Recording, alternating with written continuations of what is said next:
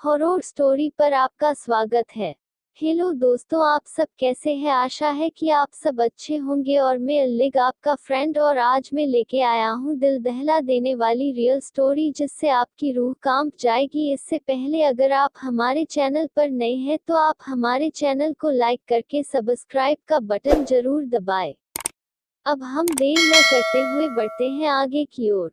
एक बार की बात है, एक लड़की थी जिसका नाम सारिका था। सारिका 15 साल की लड़की है जो छुट्टियों में अपने गांव दादा दादी के घर घूमने जाती है। सारिका जब अपने दादी के घर पहुंचती है तो उसके दादा दादी अपनी पोती से मिलकर बहुत खुश होते हैं।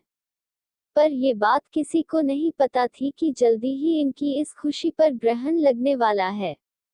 सारिका का कुछ दिन तो उसके गांव में बहुत अच्छे से बीता। Best thriller horror story in Hindi. फिर एक दिन सारिका अपने सहेलियों के साथ गांव के बगीचे में खेल रही थी। सारिका खेलते खेलते आम के पेड़ को देखती है।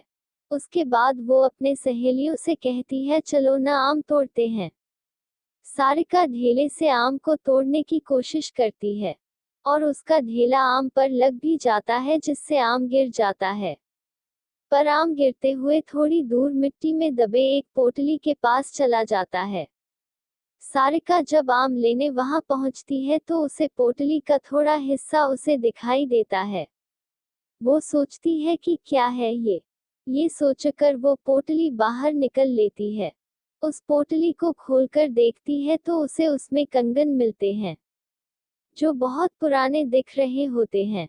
सारिका को तो पता भी नहीं था कि ये कंगन उसकी जिंदगी का सबसे भयानक हिस्सा बनने वाला है।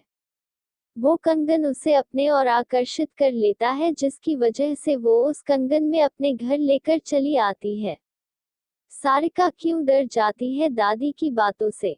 घर आकर वो ये सारी बातें अपनी दादी को बताती है और वो कंगन भी दिखाती है।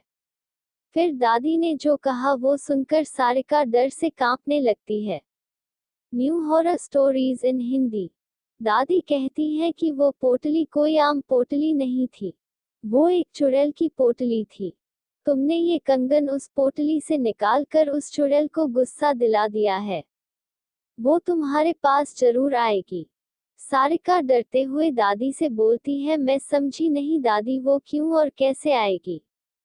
दादी ने बोला, ऐसी ही पोटली में भटकती हुई आत्माओं को कैद करके जमीन में गाड़ा जाता है और तुमने उस पोटली को जमीन से निकाला है और उसका कंगन भी तुम लेकर आ गई हो। तुम इस मनहूस कंगन के साथ उस चुड़ैल को भी अपने पीछे ले आई हो।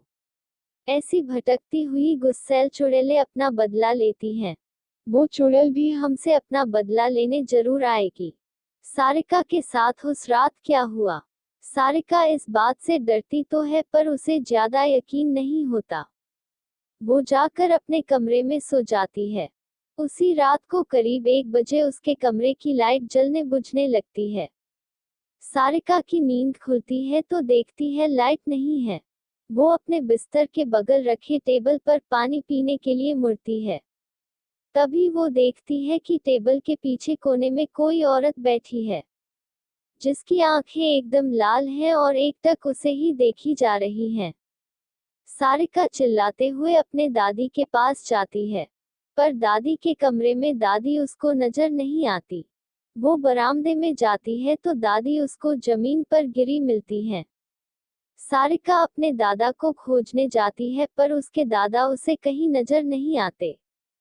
जब वो पूरे घर में अंधेरे में खुद को अकेला पाती है तो डर के मारे बेहोश हो जाती है। सुबह उसकी नींद खुलती है तो उसे अपने दादा दादी दिखते हैं। वो अपने दादी को सारी कहानी बीते रात की बताती है। दादी बोलती है, हम दोनों अपने कमरे में ही थे। दादी सब समझ गई। उन्होंने बोला, ये सब उस चुड़ैल का किया है। वो कंगन उस पोटली में वापस रखना होगा वरना वो यहाँ से नहीं जाएगी। सारिका बोलती है, चलो न दादी, अभी कंगन रख आते हैं। दादी बोलती है, नहीं, उस चुड़ैल से पीछा छुड़ाना है तो तुम्हें अकेले ही, वो भी रात में जाकर उस कंगन को वहां रखना होगा क्योंकि वो तुम्हारे पीछे है। सारिका हिम्मत करके कहती है, ठीक है, मैं जाऊंगी। दादी ने बोला ये सब वो चुड़ैल इतनी आसानी से नहीं करनी देगी। इसलिए दादी ने उसे रात में जाने से पहले एक मंत्रों से युक्त ताबीज उसके हाथ पर बांध देती हैं। क्या सारिका चुड़ैल से पीछा छुड़ा पाई? अब सारिका रात होने के बाद अकेले बगीचे की तरफ निकलती है। थोड़ी देर बाद उसे किसी के रोने की आवाज सुनाई देती है। पर दादी ने कहा था वो चुड़ैल तुम्हें अपनी तरह आकर्षित करेगी। तुम उसकी तरफ ध्यान मत देना, वरना वो तुझे अपने कब्जे में कर लेगी। एक बार कब्जे कर लिए तो फिर कोई कुछ नहीं कर पाएगा। वो तुम्हें मार भी सकती है। सारिका इस बात का ध्यान रखते हुए ईयरफोन लगा लेती है और गाना सुनते हुए चलने लगती है। तभी कुछ दूर जाने पर उसका मोबाइल काम करना बंद कर देता है। फिर भी वो चलती रहती है और उस पोटली के पास पहुंच जाती है। तभी उसे महसूस होता है कि पीछे कोई खड़ा है। पर दादी ने कहा था उसकी तरफ मत देखना, तो वो नहीं देखती है और डर की वजह से वो पसीने से लथपथ हो जाती है।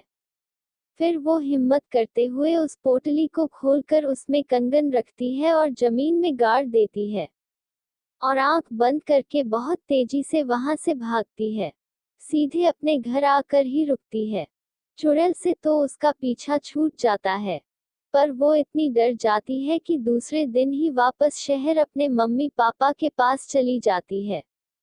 सारिका की जिंदगी का वो खौफनाक हिस्सा जिससे वो आज भी सोचने पर डर जाती